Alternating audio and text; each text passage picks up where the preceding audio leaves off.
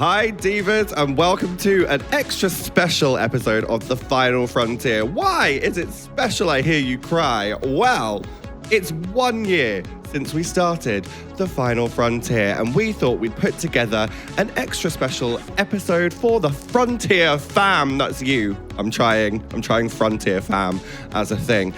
With all of our favourite moments from every episode of The Final FronTia so far. Cue the theme tune.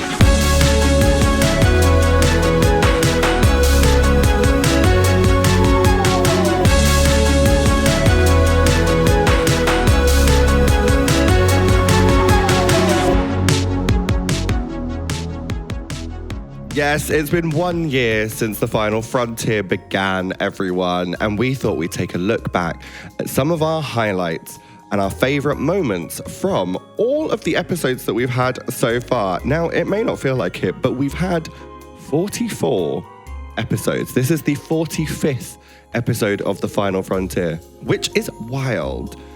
Producer Poppy, here's a pop quiz for you. Can you name every guest who's been on The Final FronTia? Go. Oh my god. Max Belegday. Arancha. Yeah. Hannah Conda. 3. Mylene Klaas. 4. Tiara Sky. Harriet Rose. Bradley Richards. 7. Pearl Mackie. Juno Dawson. Ali. Charlie Craggs. Correct. Cheryl. 11. Kitty Scott Claus. 12. Veronica Green. Oh my god! Pixie Polite. 14. Rosetti. Oh my god! I'm sorry, your time's up. You got a score of 15.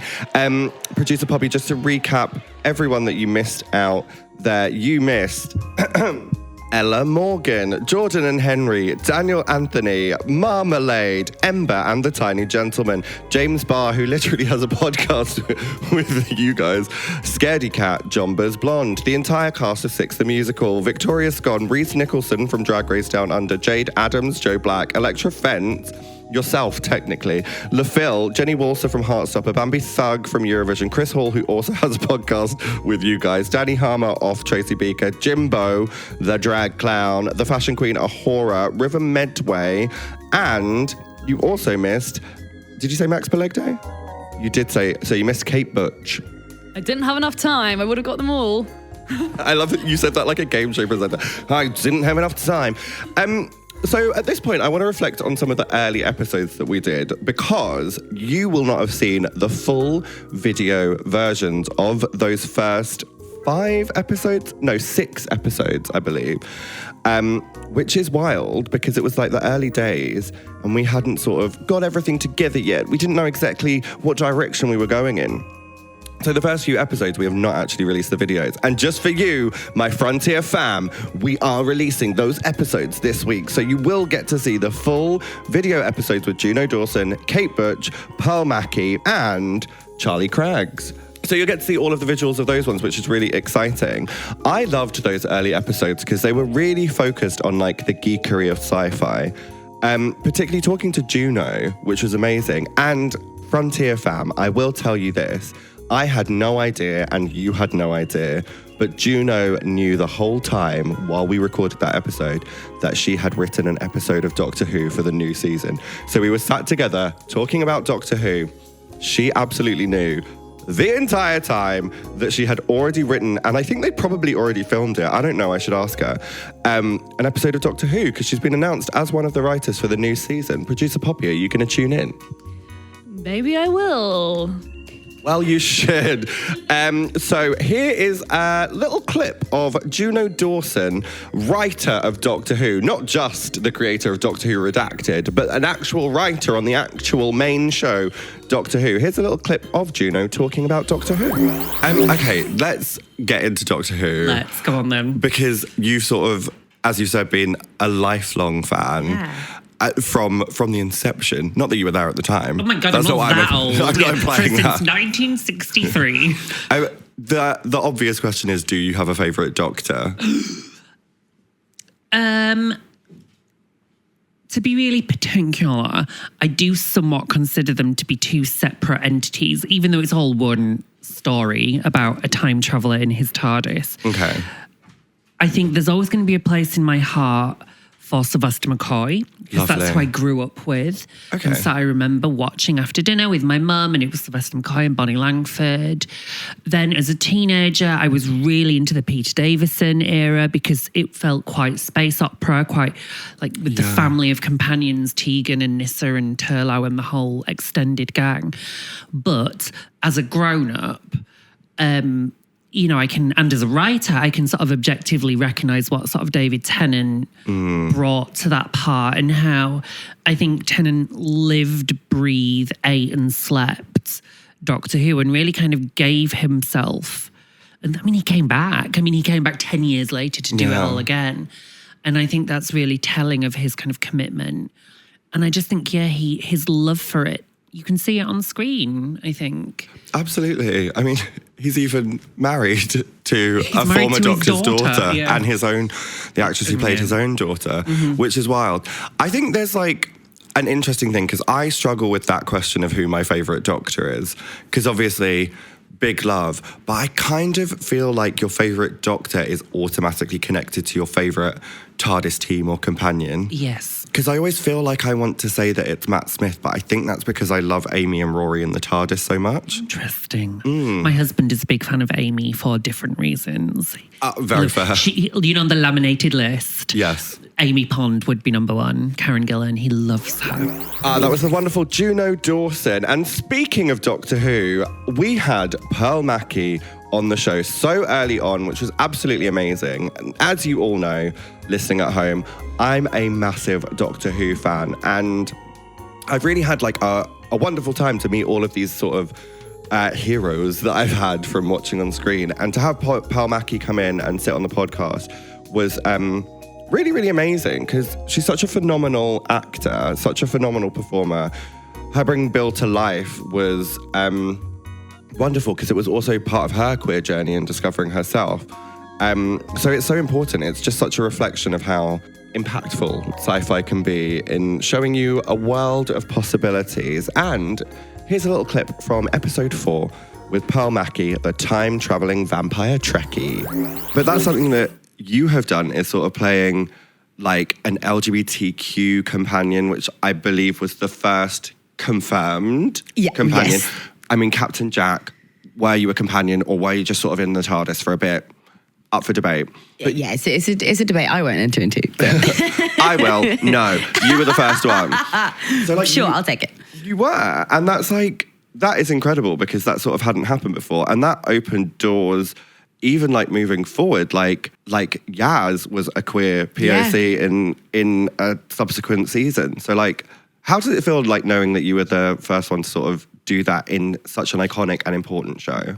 I mean, it's still something that I find quite overwhelming, honestly. Not in a, I think overwhelming can sometimes sound negative. I don't have any kind of negative connotations towards it at all. I just think it's something that I probably won't ever really be able to wrap my head around. It was such a gift, and to be able to be part of people's journeys is phenomenal. And I mean, it's just so important. You know, it's like we were saying, you know, seeing yourself reflected is such a massive, massive thing. And like, I've had people like come up to me and be like, without you, I couldn't have come out to my family. Wow. Which is like something that like I literally get emotional every time I even recount that story. Redacted. But it's like, it's such a big deal. And I don't know, I don't even really think I can put into words how important it is to me to have been able to do that for other people, because, you know, I know what it's like, and it's massive. And I feel really lucky to be able to even be anywhere near that. So. You did that for people. And not just that, like, again, I don't know if I've mentioned it before, but Doctor Who is literally my favourite show. So like, you as Bill was the first time I looked and went, that is a character in my favourite show that actually resembles me. Like, I can see myself reflected in that person. Work, Pearl Mackie. Now, in the early episodes, we did go a little bit Doctor Who heavy, which I don't know why that is. Could never be me. And on episode 6, we had the absolute icon that is Charlie Craggs on the podcast. Now, Charlie Craggs, not only is she just an Instagram baddie, she is also the star of Doctor Who Redacted, which was the audio drama that Juno Dawson created. And that was, I believe, one of Charlie's, if not Charlie's actual first acting role, playing the lead role of Cleo Proctor in Doctor Who Redacted. If you haven't listened to it, I would fully recommend. It's available on BBC Sounds. Go and listen to the full series. I listened to the entire thing on a flight to LA because I'm bougie. Not that bougie. Wish I had a TARDIS. That'd be way bougier. And it's like really, really wonderful. Really proud of Charlie and everything that she's achieved in her life. But I'm mostly proud of her for being in the Doctor Who universe. And here's a little clip of Charlie talking about Doctor Who. But Doctor Who Redacted, let's talk about that. Doctor Who? Who? Doctor Who. Doctor Who? Doctor Who? That's my I have never watched Doctor Who joke. Oh, okay, well. Who? Have you literally never watched it? Until I did Redacted on the first day of filming, they were like, Charlie, we can tell you've never watched this before. You need to go home and watch a few episodes. I was like, okay. I went home. Loved it. Like, I was really surprised. So good. I watched the Billie Piper series. Mm-hmm. Honestly, so camp. Like, the reason I never watched it because I thought it wouldn't be for me, because I was like, oh, it's a bit like all the boys. I went to an all boys school, and all the boys who, like, there was like the bad boys, and then like the nerdy boys, and and then there was me, who was a girl, and then but not in school, but yeah, the nerdy boys who would watch it. I'm like, I'm not like them, so I just assumed I wouldn't like it, and I knew it was like quite like sci-fi. I never watched Star Wars or anything like that. I've like never seen anything nerdy. So like I was like, but it's probably not for me. But when I watched it, when the BBC people told me to, I was like, the Billie Piper one is so camp, but it's literally like gay coded. Like, she is a gay icon. Her mum is even more of a gay icon. Jackie Tyler. Trying to give the Doctor a blowjob. Right. Me. Literally, like, if Jodie Whittaker wasn't the Doctor when I was doing it, I would have as well. I really would. Wait, wasn't Jackie in Redacted? Rose's mum. Oh, sorry, but I'm not Rose. No, but Rose's mum, wasn't she in... Oh, do you know Redacted? what? Maybe that's an Easter egg that went over my head. Because your character Cleo used to get babysat by Rose. Rose, yeah. Yeah. And I think Camilla, who plays Jackie, I think she was in an episode, or at least she was referenced. I didn't even realise. Oh my God, I'm so... Honestly, it's wasted on me. Like, that whole experience, like, some people would have died to have been in the universe, and I'm just like, yeah, I'm like, literally me. I was like rooting for them to put you in it. Like, I remember I was like, hint, hint, make Tia Coffee my love interest. Well, allegedly, it was close to happening. I know, I heard, and I was like very much like, this is why we need a new season of Doctor Who Redacted. I would come back and do it just for you, honestly, if for you, I would. Maybe I'll talk to Juno and I'll just write it and be like, can you pitch this to Russell? I would. Just for you. Yeah. This whole podcast is just an extended way of me trying to get into Doctor Who somehow. Honestly, it should have happened. Like, Russell loves you as well. Like, at Student Pride, Russell really loves you. Oh, Russell, I'll play the Doctor.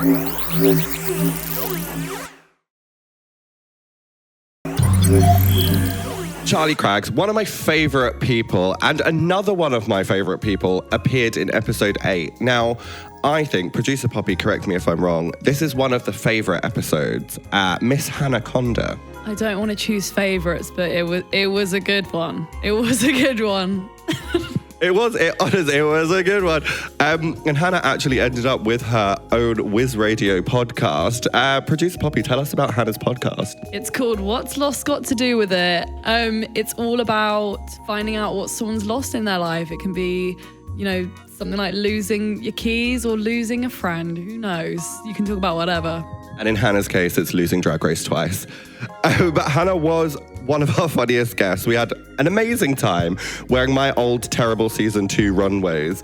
But one of the things that I really enjoyed us talking about was, to be honest, reflecting on our time at Drag Race UK versus the world. And here's a little snippet of that episode. If you haven't listened to the whole thing, it's available now wherever you get your podcasts. Oh yeah, we were on Drag Race. Yeah, we were on How Drag was that? Race. Oh, look, it was pretty good. We had a great time. We laughed. We giggled. We cried. We cried. But fundamentally, we did that. We really did. And I'm really proud of us. And I'm so exceptionally proud of you. And like being able to stand next to you while you got crowned was a joy. and a dream. You did that, Mama. We did do that. You did that, Mama. I did not expect that outcome necessarily. I can't lie. Well, what but outcome did you expect? I definitely expected a version of events with you having a crown. And I think, see how we circumnavigated the world just then. But did you see? I did see. Did you see? Oh my gosh. I have not shown everyone the thing that you're about to say. Can we talk about it? Are we allowed to talk about it? We can talk about it. Because it went to air. It did, and it's all over TikTok. It literally is all over TikTok. Well, I'm going to say it. I'm too scared. I'm going to say it.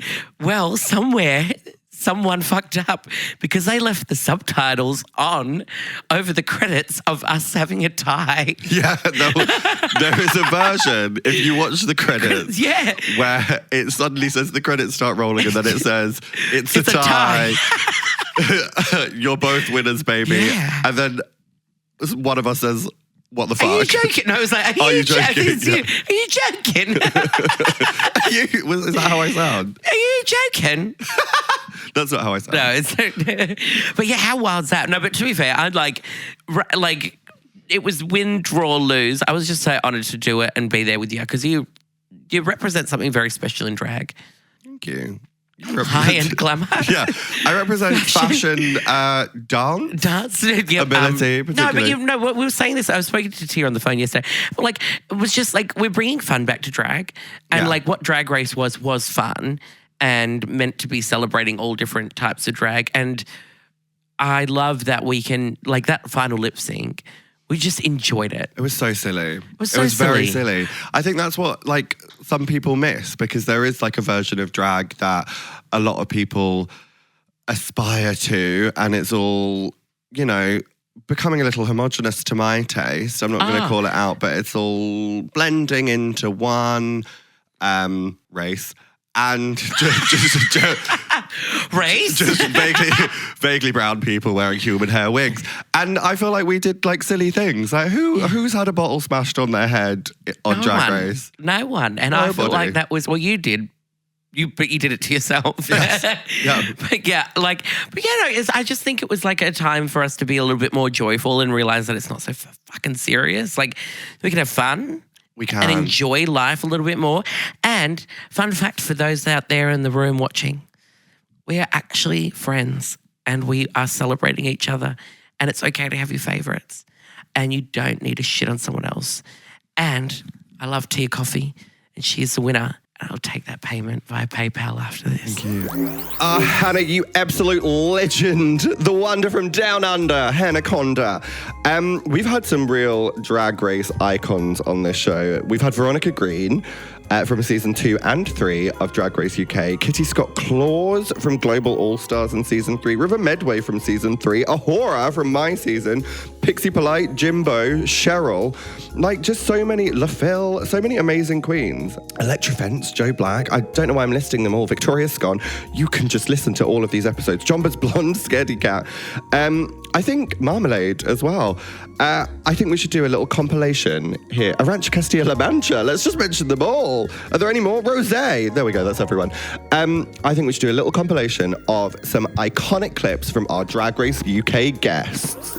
I was a Twilight girly. I was a big Twilight fan, and I've got to say, like, if you were Bella, I'd go for neither. I'd pick the one with the abs who was obsessed with me. Yeah. Not the pasty, skinny bastard who couldn't care less about me and kept pissing off to Rome or wherever. I'm gonna take this moment and make it last forever. I'm gonna give my heart away and pray. You should do that. Stay together. Isn't it great? Gosh, yeah, the Dua Lipa of drag, everybody. Look at that. And well, what are you? If I'm the Dua Lipa of drag, The Jane Horrocks, I guess. Jane Horrocks. I do see that for you. Yeah. Niche reference. For anyone under 30, that was a niche reference. I don't get this entitlement about people saying, right, you're going to create art, but I have to like it. No, honey. This is fucking subjective. If you like it, great. If you don't, there'll be 1 million other TV shows for you to watch right now. And that, my friends, is going to be an amazing socials clip. Just River Medway rants about entitled television viewers. Yeah. Oh, okay, fun game. We're doing a drag version of Glee. Okay. Who's playing who? I was going to put you as Sue. In this wig, absolutely. In this Okay. wig, Sue. I'd love a whistle. Victoria Scone. Will Schuster. I see it. You would be Britney Spears. Okay, yeah, I like that. Yeah, you're not a Quinn for Bray energy. No, I don't think so. But then who would be your Santana? Who's your like Latina sister? Ophelia Love. Ophelia Love. She's like part Famously. Argentinian. Yeah. Something Colombian. So she says. Allegedly. She's been on holiday, I'm sure. She's got a tan. Who would be Rachel Berry? Chanel number 5. Chanel number 5 would be Rachel Berry. Rachel Berry. The Tina Cohen Chang. Ember would be Jessie St. James because she also used to sing that song back in the day. The Run Joey Run. Run Joey Run. I feel like that the winner of this year's Man Up, Crip Ladywood, would be an iconic Artie Abrams. Okay, yeah. Drag king. Fierce. Who would be Kurt Hummel? Who would be Kurt Hummel? Maybe the Tiny Gentleman. Do you know the That's Tiny cute, Gentleman? yeah. Gives the Twinkie energy. Yeah. Do you know who I actually think I would be? Who? Terry Schuster. Oh In no, I this do see that hair for you. as It is well. very. You are giving Bed Bath and Beyond. Bed Bath and Beyond. Very that. bitch. I was 1,000 times more creative than anybody here. I'm not gonna come down the runway looking like you do. I'm gonna be me. What is me and what is you? Look at you, grab a mirror. You can come down the runway and look like you've stepped off Rodeo Drive, like a goddamn supermodel. I'll never look like that. True. You will never be glamour. Is it over? Oh no, there's no, one wait. more line and then a full monologue for me. Thanks, Poppy. Boo. Boo. Just because you got a sugar daddy that pays for everything for you, TBH. Oh, I don't have a sugar daddy, sweetheart. Everything that I've had, I've worked for. And I've worked for to get, and I built myself. So I need you to know 100%, I don't have a sugar daddy. I've never had a sugar daddy. If I want a sugar daddy, yes, I could probably go out and get one because I am what? Sickening. You could never have a sugar daddy because you are not that kind of girl. Maybe everything I've had, I've worked for, and I've gotten myself. I have built myself from the ground up. She throws a beverage. Oh, and scene. Am I ever going to see you again? You can't. What are you going to do? Oh, I've got the TARDIS. Same old life. Last of the Time Lords. On your own?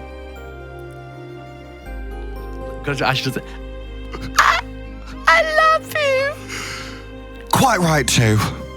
And I suppose if it's one last to say it, fuck, my last line. And I suppose if it's one last chance to say it, Rose Tyler.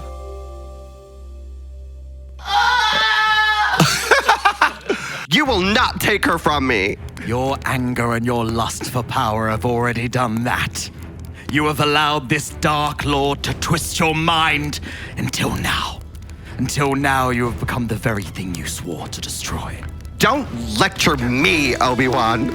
I see through the lies of the Jedi. I do not fear the dark side as you do.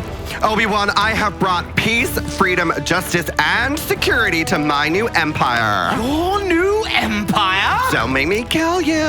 Anakin, my allegiance is to the Republic, to democracy! If you're not with me, then you're my enemy. Only a Sith deals in absolutes. I will do what I must. You will try.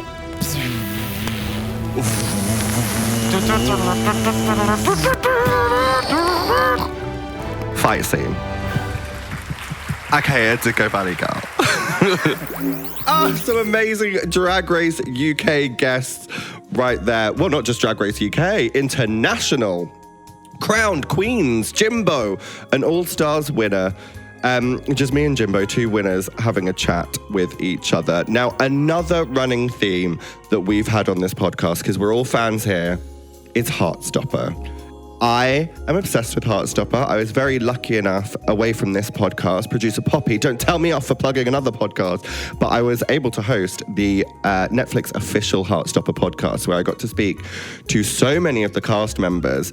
Really have a wonderful time, but we didn't get to speak to all of the cast members on that podcast. So sneaky, Deer and Poppy decided to get some of our favourite actors from Heartstopper into the Final Frontier, onto the pod, and have a chat with them about all things sci-fi, geeky, and Heartstopper. So here's a little snippet of our besties, Jenny Walser and Bradley Riches, talking about Heartstopper. I feel like we have to have a Heartstopper-related conversation.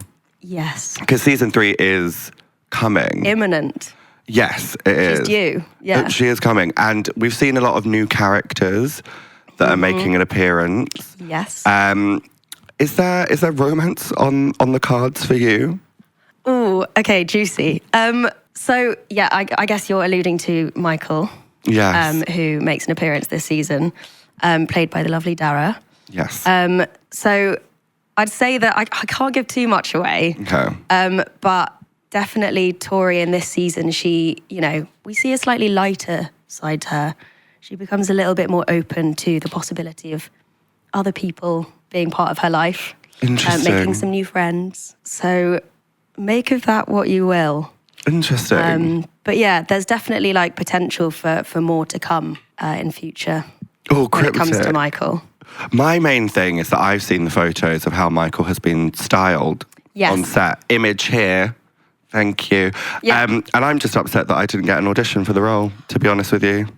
Well, Just I think, livid. I mean, Dara's tall, but he's not as tall as you. I think we wouldn't fit in the same frame. Which would just allow for Well, the comedy, additional comedy. Yeah. would be excellent. I mean, we can have a word. Yeah, let's have a conversation about it. Yeah, if Dara's not free in future, then... And then because the head will be cut off, no one will know. There's one a different will know. person. We should have a little conversation about Heartstopper. Yeah, of course. Because everyone knows that I'm a massive Heartstopper fan. Well, this season you're in it more than me. This season was great. I've watched the whole season. It's cute. It's very cute. Do you watch it back?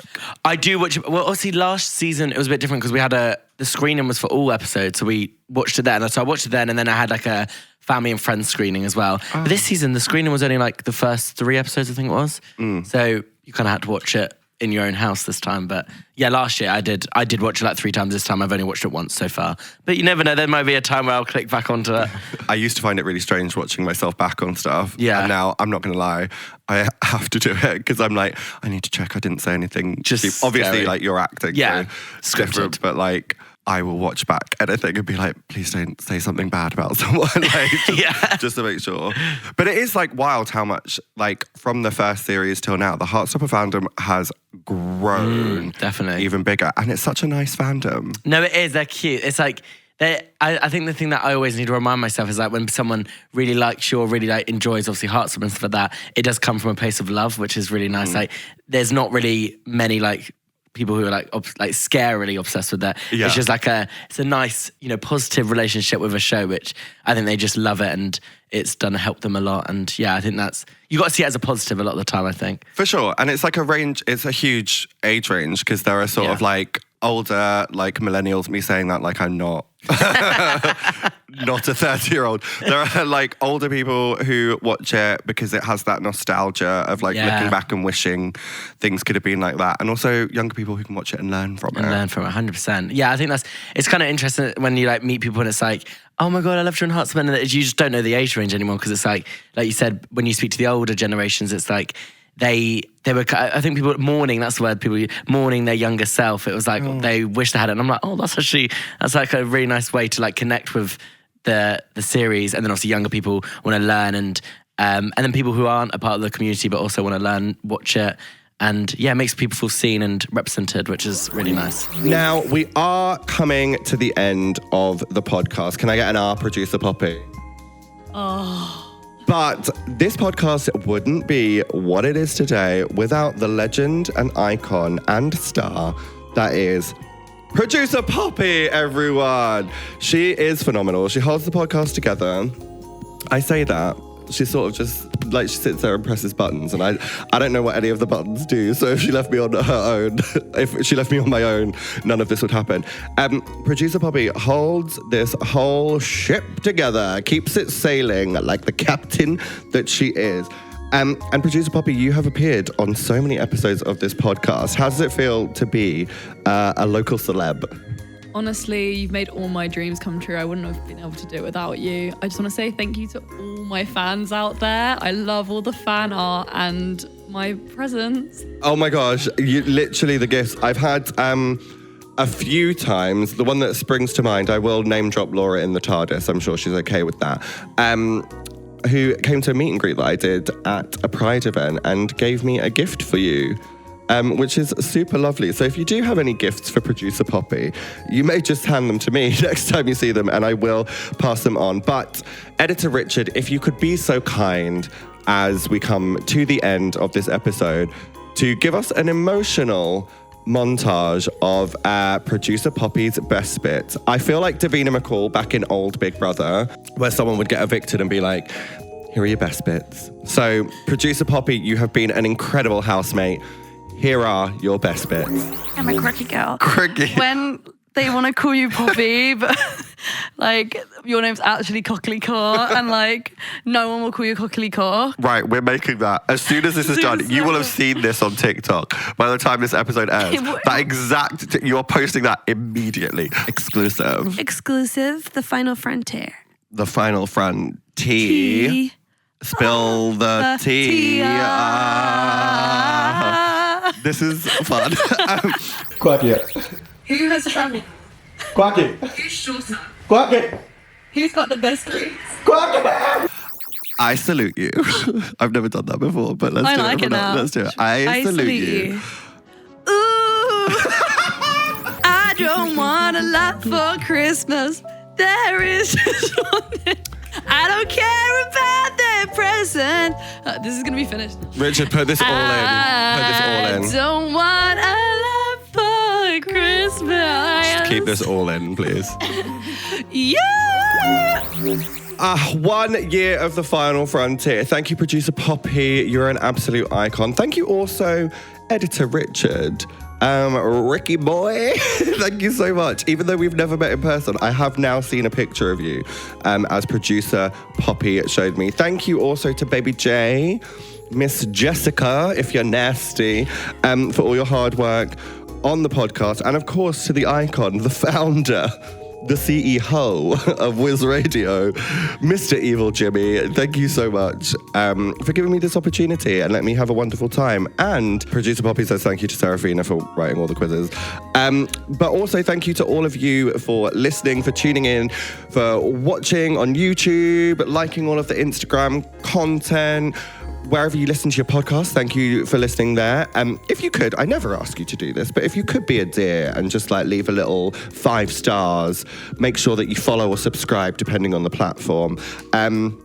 Just because it helps us out quite a lot and keeps the podcast going for another tremendous year of the Final FronTia. Now, as you know, dear listeners, dear FronTia fam, I'm going to keep that. That's quite good. My divas, my FronTia fam, as you know, at the end of every episode, we usually do a scene, but this was no ordinary episode because it was a highlight of the year so far. So instead of doing a full scene, I'm going to hand the mic over to producer Poppy to do an impression of me. The scene, as I'm going to record it on my phone as well. I'm going to do it on cinematic just for the drama. Producer Poppy, the scene is you are Tia Kofi ending an episode of the Final FronTia. I actually think that's just the episode over because we don't start the podcast properly and we just end it whenever. So I'm gonna go have a coffee. Bye. That's kind of what you do. Bye, everyone. That's the end.